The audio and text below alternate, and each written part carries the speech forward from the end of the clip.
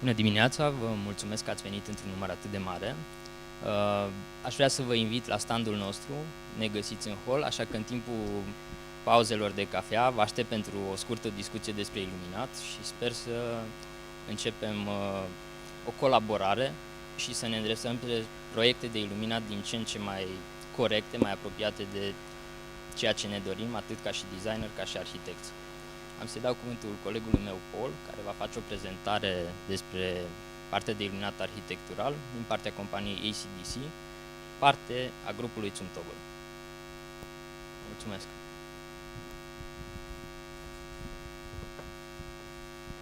Hello everybody. So I'm Paul Whittaker. I work in Global Technical Solutions at ACDC.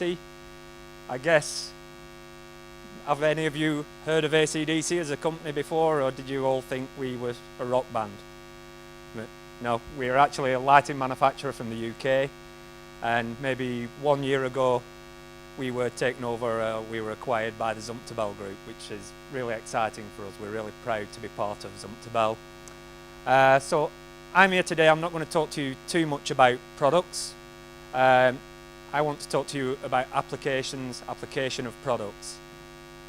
I'm just going to spend a few minutes giving you a little insight into ACDC, who we are and where we've come from.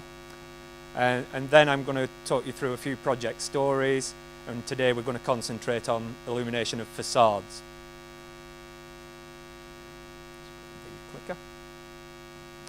So ACDC, we were very strong with specification sales in the UK, in the US and in the Middle East. Over the years we have built strong relationships with some of the best lighting designers in London, the US and the Middle East, and quite a number of top architect practices in these regions. So last year we were taken over by Zumtobel, and that's opened up huge opportunities for us. This time last year I had no idea that I would be standing in front of architects in Romania telling them about our company. So today, ACDC, we are very much about lit effect. When we design our products, we consider all the stakeholders, and we are very much based around lit effect. Our design director, Dan Hodgson, Dan is ex-BDP, he's the ex-chief lighting designer at BDP, and around 3 or 4 years ago Dan left BDP to move up to the north of England and work with ACDC. So he's designing our products very much around the lighting designer's thought process. He's looking at the lit effect, layers of light, families of luminaires and choice. And as we run through some of the project stories over the next few minutes, I'm going to talk about these 3 things considerably. So at ACDC we like to always put the customer first, and when we are developing a product we talk to all the stakeholders who are involved in that development. So initially we would speak to architects and look at the product from their point of view. What is it that they're looking for in a luminaire? They want something that is going to blend seamlessly with the building.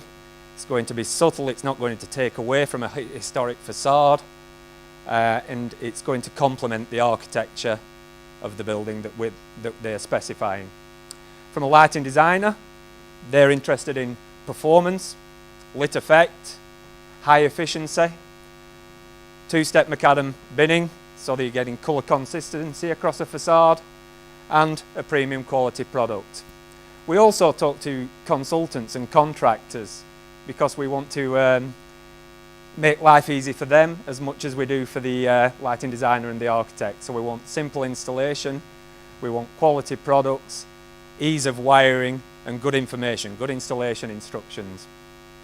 Commissioning, again we look at the technology that we're using within the luminaires to try and make commissioning, focusing and controlling the luminaires once they're installed as easy as possible. And for the end user wants to know that they're going to get good long warranty, good maintenance factor, 70% lumen maintenance after 50,000 hours is what you get with most ACDC products, and they're going to get efficiency and payback over a period of time. So, yeah, I'm just going to talk today about a few project stories. How we're going to concentrate mainly on facades. However, ACDC, we are involved in hospitality and leisure, public realm lighting, bridge lighting, commercial, residential. We're involved in a few areas, a few revenue streams, but today, rather than talk about all of them and be up here for 2 hours, I'm just going to concentrate on the illumination of building facades. So, there's a number of ways that you can light a facade. We can use spotlighting with narrow or wide beam optics to give different feels and light architectural features. We can floodlight buildings. We can surface greys. We can do in-ground greys, and we can do in-ground delineation. So these are the main methods that we use with our products to illuminate a building. So again, we can mount on the surface of the building and graze up, and you've got an image there. This is one of the projects that I'm going to be talking about shortly. We can recess in the ground and surface graze a building. Again, another project I'm going to touch on as we go through the presentation. Vertical flood. This particular building, that's a 70-metre tall building in Leeds in the north of England, and everything there is illuminated from the ground level. We can pole mount and flood a building from a distance, and we can look at delineation, which is just a surface line on the front of the building, giving a homogeneous effect and enhancing the contours of the building. Also, we can backlight, as we have here. This is Victoria's Secret in London, where all the windows are backlit with ACDC linear product. So the first project here, this is the GPO Tower in Sydney, Australia. It's a Westin hotel now. And largely, this is a spotlit building. We talk about layers of light, and here you can see we've got a different layer all the way up the building. So at the lower end, we've used small narrow beam spotlights to graze the building facade and picking out architectural detail. I mean, it would have been so easy just to floodlight this building, but to me this is much better lighting design, and you can see the differentiation between each level of the building. As you move up the building, we have floodlights, in this case the plaza fitting, which are picking out the lower soffit, the architectural soffit there. And then moving up again, we have a linear product picking out a line all the way along the high level soffit there. So we're creating layers of light all the way up the building, and we're also framing the building with the linear effect around the top there. Then not forgetting the tower. It would have been a crime really to not illuminate the tower after doing such a fantastic job of the building. But here we have small individual floods, just picking out again the architectural detail in the little archways all the way up the clock tower there. So that's a project that ACDC was involved with maybe 7 or 8 years ago, but it's one that we're really proud of. Knightsbridge Estates in London. This is a really interesting case study. This is the area of London. You've probably heard of Harrods, the famous department store. Harrods is just around the corner down the street there.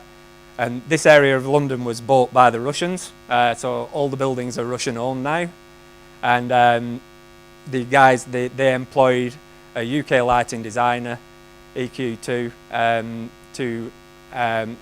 GIA equation on this particular one, to illuminate the facades and to give them a different feel.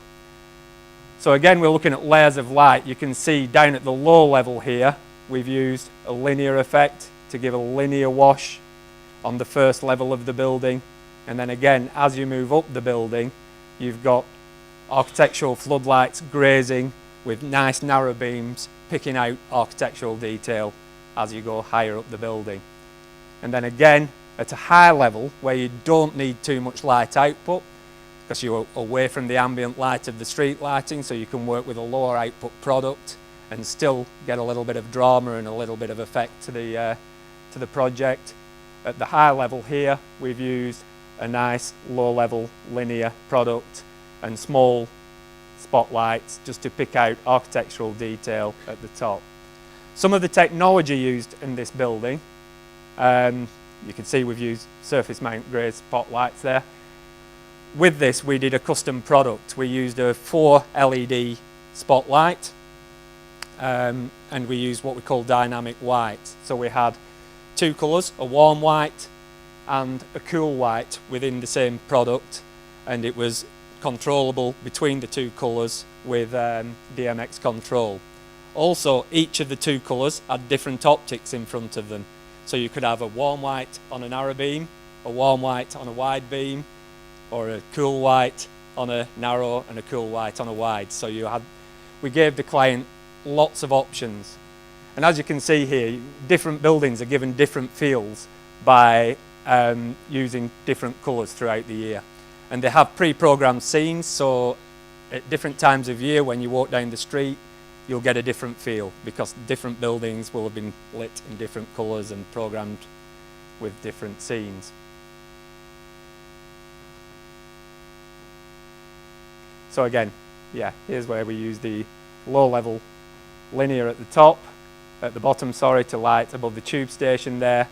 A nice 4-chip floodlight, nice smooth lines on the floodlight so it's not taking away from the building facade. It's a nice simple floodlight that's sympathetic with the architectural detail of the building. Again, as you go higher, with a lower output linear where you're above the ambient of the street lighting, so you don't need just as much power to create the drama. And then at the very top of the building, we're just using quite a small spotlight to pick out architectural detail. So this is the luminaire that we used, and we talked about choice on one of the earlier slides and how we try and give the lighting designer and architect as much choice as possible. So really important with choice is the accessories that can be used with a product, and we have a number of accessories that can work around this product. We have a wall arm, so you can stand it off the wall and pick out architectural detail if you need to lean back on the angle of the beam. Again, it can just help with grazing higher up a building from a lower level. Garden spike, so you can stick that into ground and illuminate trees and landscapes. And then anti-glare louvers. Glare control is a really important factor. I'll speak a little bit about glare control on 1 or 2 of the projects that we're going to look at in a short while. But glare control, absolutely critical with ACDC and with the projects that we work on. Okay, so this is a vertical flood project. This was actually what we would call a guerrilla lighting project. The building is not permanently lit with our products. We just borrowed it for an evening to turn up and play with some product, and we took some lighting designers along and had a little bit of an event where we illuminated the building for the evening. So this is a 70-metre high tower in Leeds in the north of England, and this is all illuminated from the ground level. So again, you can see we've got colour control here. We used an RGB white system with DMX control. We used in-ground luminaires and surface mount luminaires mounted at low level. But you get quite a lot of punch. If you're using the right optics, you're using the right beam control.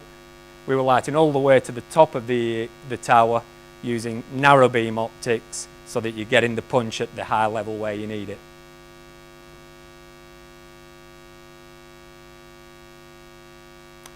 This is another little project. This is Clitheroe Castle, which is about 10 miles from our headquarters in the north of England. And this is an example of floodlighting.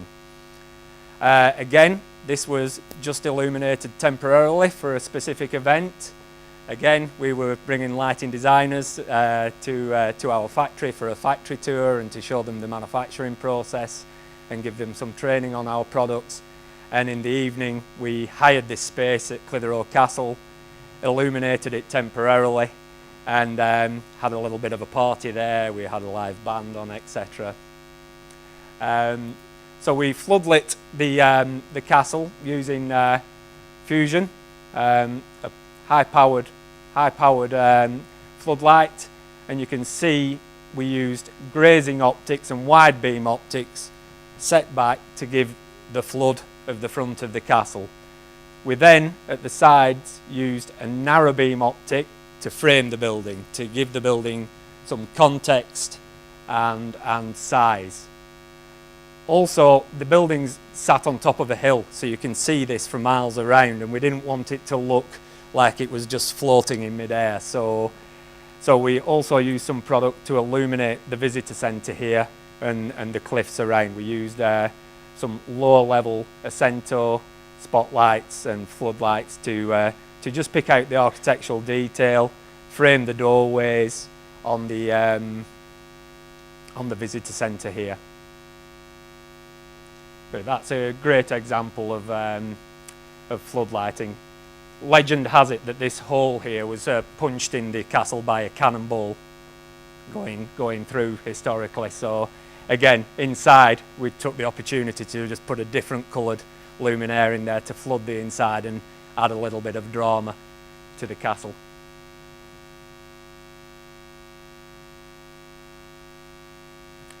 So this is a project that's quite close to my heart. I was heavily involved with the process on this particular project. This is King's Cross Station in London. About 20-30 years ago, all the front of this historic station was hidden with a concrete concourse and a big concrete canopy, and you just couldn't see the architectural brickwork, the historic facade. It was all closed off. Fortunately, 3 or 4 years ago, London Council and the railway company decided to knock the canopy down and reveal the true facade of the station. And Studio Fractal, a lighting design company in London, were appointed to illuminate the building facade. So here they used a lot of in-ground floods or in-ground grazers to illuminate the front of the building. So you can see here, it's important just to give the building context, so they used in-ground Blade Pro luminaires at ground level there, and that gives the building a feel of height and context. And then to carry on and get the consistency, we have again quite a low profile luminaire, the Blade Mini, at high level here. And again, consistency is important, so you're getting colour consistency. We talk about LED binning and macadam ellipse and making sure that you're getting consistency between products on colours. So it's all part of the same family of products, so you know you're going to get consistency across the facade. And again, the Blade Mini is a very simple extrusion, so it's not going to take away from the historic facade. It sort of blends seamlessly. In this case, it was painted to match the brickwork, so you could hardly see the luminaire. It was all about lit effect. What is really important, again, this comes back to choice and how the lighting designer specified the project. If you ever come through King's Cross Station, you'll see a lot of people sort of leaning against the wall at the entranceway there, either having a cigarette or waiting for friends. So what was really important to the lighting designer on this one was glare control, because the last thing you want is somebody leaning against the wall, waiting for the friend, and they've just got LED illumination blasting in their face. So within each of the luminaires at low level, you have a little micro louver. So the micro louver just pushes the light towards the facade where you want it, and if you're walking by or leaning against the wall, it eliminates any glare. So really important to lighting designers, glare control, accessories and choice. Again, with that particular fitting, you have different degrees of tilt that you can put on it towards the wall. You can have it shining directly upward. In this case, it was a 5-degree tilt towards the wall, so the light's going onto the facade where you need it and not into people's eyes.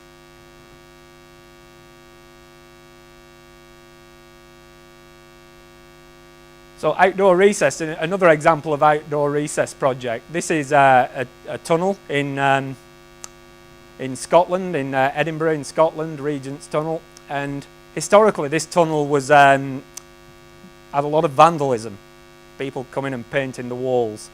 So the council had the idea of illuminating the building, making a feature of the tunnel, and hence trying to minimise the vandalism. And since they put the coloured lighting in there, it seems to have stopped. So it's an interesting story about how lighting can change people's behaviour.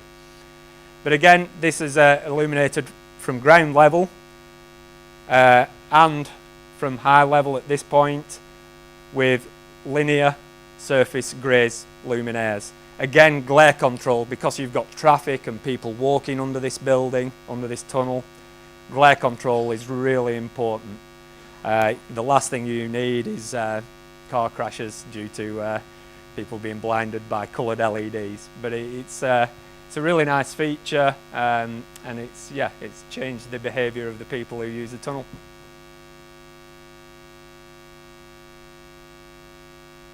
So again, yeah, it just shows you the product there, the product that's used to graze up the walls. This is a 4-channel RGB DMX controlled system, so you can have red, green, blue or white colours illuminating the tunnel there.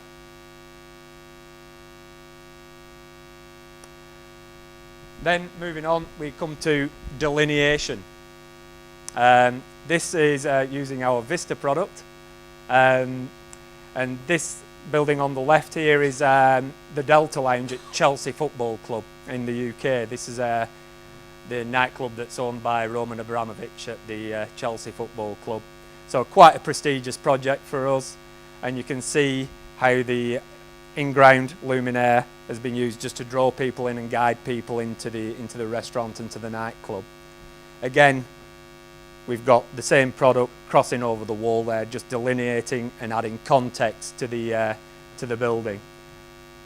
I'm not too sure about that project. That's not one that I've been involved with, but this one is a Market Gate, a shopping centre in Dundee in Scotland, and exactly the same product there has been used just to homogenise and give some context to the building and delineate the building. You can clearly see the 3 levels of the shopping centre, and again that's just an in-ground or recessed luminaire, IP protected, so you can use that in-ground and the weather conditions aren't going to affect it. And again, it's an RGB luminaire, so it's colour controlled, and you can give different feels to the building on different days.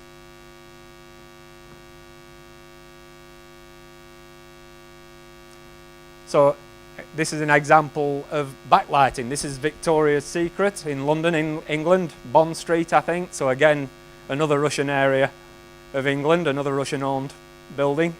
But this particular one, we've used the Blade luminaire, the Blade mini luminaire, to backlight the windows and to give context to the building. So these are all different methods that we can use to illuminate facades and to give different feels to the building. This particular one is a tower in Malaysia. Again, with this, we've used a linear product all the way up the side of the building there to delineate the building. So that's a little bit of backlighting, giving a different effect again.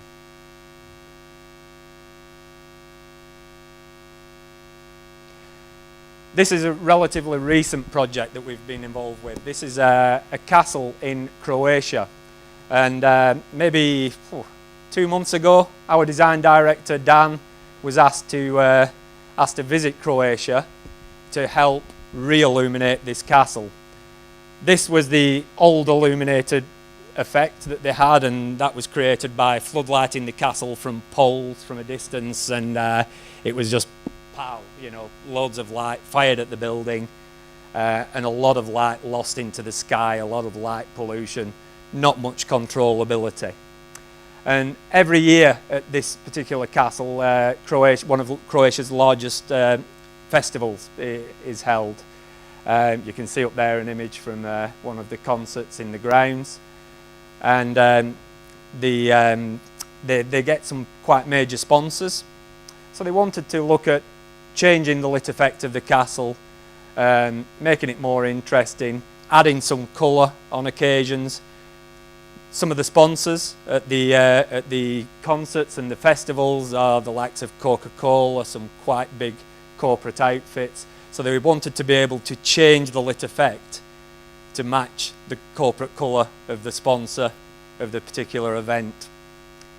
So this particular one, again, that's just an old image. The previous trials that they'd done with the lighting, which had proved unsuccessful.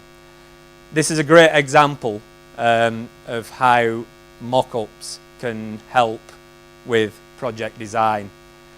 Our design director Dan got involved, and he flew over to Croatia, sent quite a number of luminaires over, and initially he just did a mock-up on the castle using some white luminaires.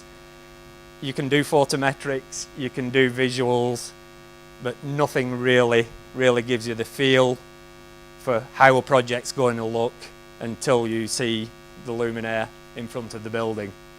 So Dan and Eddie, one of our guys, spent a couple of evenings in Croatia playing about with lights. So not a bad way to spend an evening. And you can see they used various different products, various different beam angles to give various lit effects. Here you've got quite a wide beam grazing up the building there, and over here a medium beam creating a bit of drama, and here again framing the building we're using narrow beams just to give context and to frame the historical facade.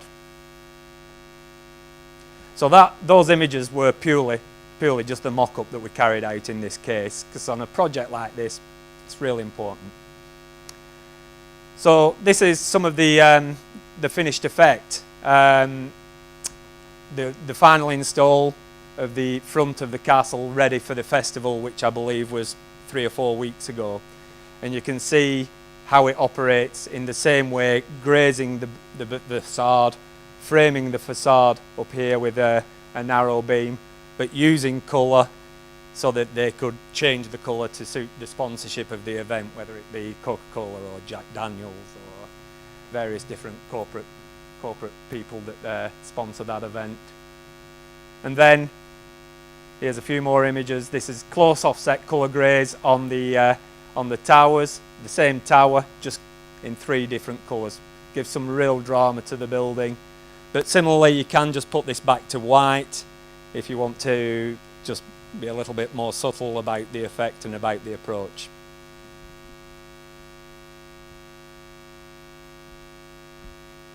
So again, yeah, I think here's one of the sponsors' bottles outside the project, and some more images. So it's quite a good project, quite an interesting project for us, and one that we're really proud of. That's one that we've got via the Zumtobel group since becoming part of the Zumtobel group. And then there's the back side of the castle. This is the other side, but it can be seen from miles around, so they didn't want to leave that unlit. So again, with this, we've used offset colour floods just to floodlight the back of the castle, so you're getting continuity all the way around. If you're looking at the castle from a distance or coming at it on the road from out of town, you get the same effect all the way around the castle, the same colours.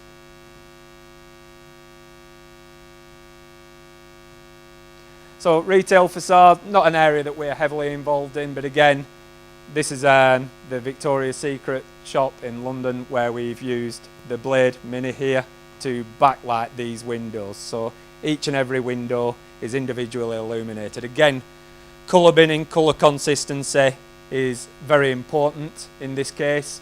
You need each window to look absolutely consistent all the way through. Frankie and Benny's, this is a restaurant chain that we're involved with in the UK, and again the same linear product has been used here, using different colours to illuminate the facade in the colours of their branding. But again, just quite a few products here that you could use on scenarios like this.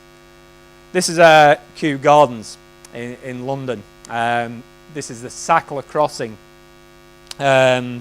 We carried out this project way back in 2006. It was Spears and Major, big lighting design partnership in London and in Edinburgh in the UK. And Spears get involved with some of the most prestigious projects in the world. The reason we use this slide, this gives a great insight into colour binning of LEDs. We buy LEDs from the best LED bins, from two-step macadam bins, but there is still colour inconsistencies between them. The spectrometer may not pick it out, but the human eye definitely picks out colour inconsistencies. So way back in 2006, I think most LED manufacturers were binning to 6-7 step macadam. We were one of the few manufacturers that were binning to 2-step.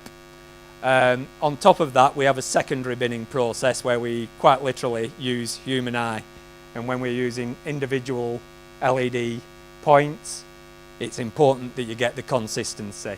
So all these were binned by human eye to ensure, I think there's something like 1,000 luminaires, 500 down each side of the crossing, and you just need beautiful consistency all the way through. The only problem with this project is that Kew Gardens closes at 4 o'clock in the afternoon. So unless you go in the dead of winter, you're never going to see it in all its glory. So it's yeah, a bit of a shame really that you've got to climb over the fence out of hours to go see it to its full effect. Bridges. Again, this is the Infinity Bridge in Stockton in Northern England. This is a project again specified by Spears and Major in the UK, who we have a great relationship and work with on a number of their prestigious projects. With this, most of the lighting was carried out with floodlights, but what's really important here is beam control and making sure you don't lose too much light into the night sky. So it's really important to focus the lighting onto the archways there and to control the lighting so that you get a nice lit effect but not too much light pollution beyond that. So a number of products used here. We were involved with the blue lighting along the walkways along the bridge there, and also with the flood lighting at the higher level.